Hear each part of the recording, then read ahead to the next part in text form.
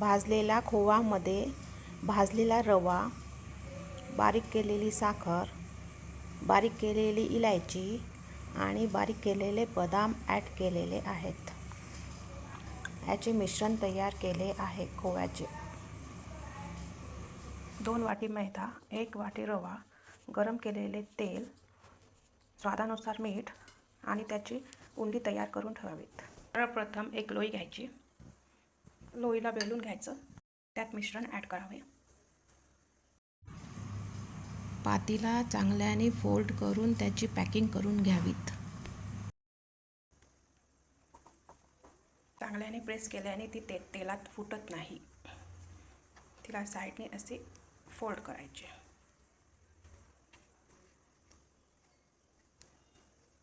करंजी तयार झाली.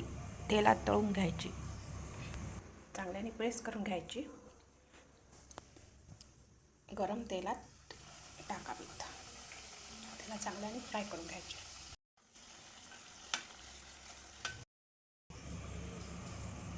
करंजीला तेलात फ्राय होऊ द्यायची. करंजी तयार. आजची रेसिपी आवडली असेल तर माझ्या व्हिडिओला लाईक करा.